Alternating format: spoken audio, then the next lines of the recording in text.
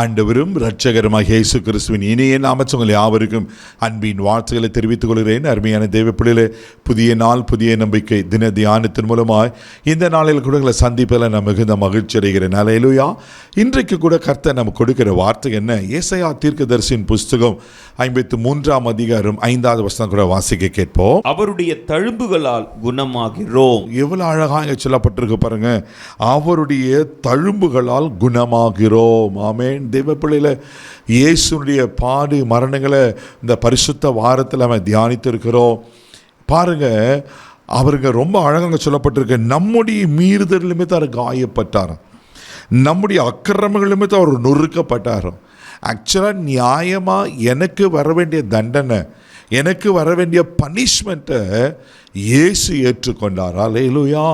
நம்முடைய மீறுதல், நம்முடைய அக்கிரமம், அதனால் அவருக்கு காயம், அவரை அடித்தாங்க, அவரை நொறுக்குனாங்க.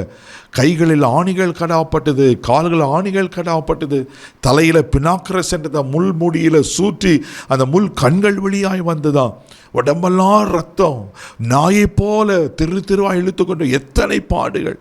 தேவப்பிள்ளையில அவன் நீங்கள் தொடர்ந்து அது முன்னாடியெல்லாம் வாசிங்கன்னா, மெய்யாகவே அவர் நம்முடைய பாடுகளை ஏற்றுக்கொண்டார், நம்மளுடைய துக்கங்களை சுமந்தார் என்று சொல்லப்பட்டிருக்கு. அவருக்கு அழகும் இல்லையா, சௌந்தரம் இல்லையா, அவர் விரும்பத்தக்க ரூபம் அவருக்கு இல்லாத இருந்ததா. அவ்வளோ அவர் கொடூரமையாய் அவரை அடித்து உதைத்தார்கள். தேவப்பிள்ளை, ஏன் தெரியுமா?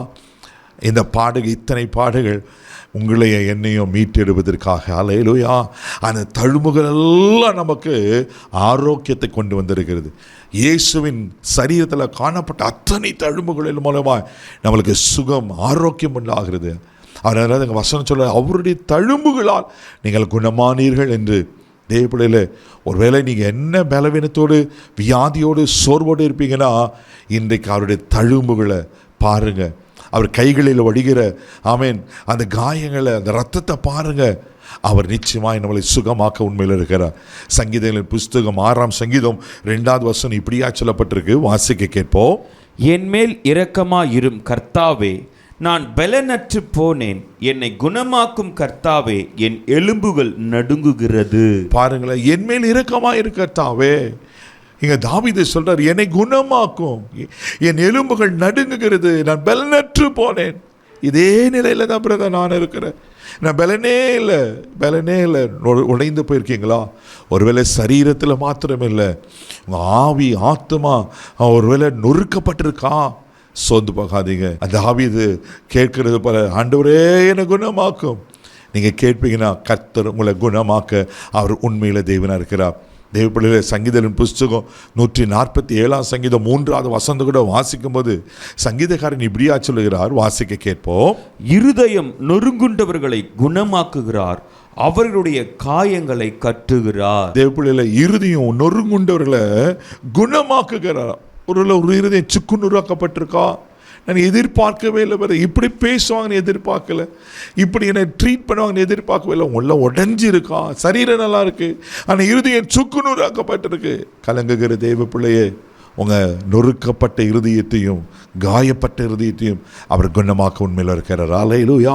சோர்ந்து போகாதீங்க. தேவப்பிள்ளை, இயேசு எத்தனை அற்புதங்களை செய்திருக்கிறார். நான் வேதத்தில் வாசிக்கிறோம்ல, குருட்டு கண்களை திறந்திருக்கிறார், மரித்தவர்களை உயிர்ப்பித்திருக்கிறார், குஷ்டரோகிகளை சுகமாக்கி இருக்கிறார். இன்னைக்கு உங்களுக்கு ஆரோக்கியத்தை வர பண்ண மாட்டாரா? நிச்சயம் உங்களை குணமாக்குவா. சரீரத்தின் மாத்திரமில்லை, உங்கள் நொறுகுண்டு இருதயத்தையும் அவர் குணமாக்குவார். அதுக்காக தான் அவர் அத்தனை பாடுகளை ஏற்றுக்கொண்டார், அத்தனை தழும்புகளை சுமந்தார். அந்த ரத்தத்தினால தழும்புகளை நீங்களாக குணமாக்கப்படுகிறோம். கண்களை மூடி ஜபிக்கலாம். அன்பு தகப்பனே, உமக்கு நன்றி சொல்லி உமக்கு துதிக்கிறோம். ஸ்தோத்திரப்பா. ஆண்டவரே, உமக்கு ஸ்தோத்திரம். அவருடைய தழும்புகளால் குணமானீர்கள் என்ற வார்த்தையின்படி அன்றர் நீங்கள் எனக்காக மறிக்கவில்லை என்றால், நீங்கள் எங்களுக்காக அந்த பாடுகளை, அன்ற தழும்புகளை ஏற்றுக்கொள்ள வேண்டும் என்றால், எனக்கு ஆரோக்கியம் இல்லைப்பா, சுகம் இல்லை ஆண்டவரே. சரீரத்தில் மாத்திரமல்ல, ஆத்மாவிலும் ஆவியிலும் ஆண்டவரே உமக்கு சோத்தரிக்கிற அந்த இருதயத்தில் இருக்கிற காயங்கள் ஆற்றப்படும்படியான ஜெபிக்கிறேன்ப்பா. இவங்களை தைரியப்படுத்தும், இவங்களை சுகமாக்கும், பலவீனங்கள் பலனாய் மாறட்டும். இந்த நாள் முழுவதும் கரம் பிடித்து நடத்தும், பாதுகாத்தும், கிருபைக்கு ஒப்பு கொடு. இயேசுவின் மூலம் ஜெபம் பிதாவே, ஆமென். அவர்களை குணமாக்கி இருக்கிற தைரியம் வைப்பாங்க. God bless you.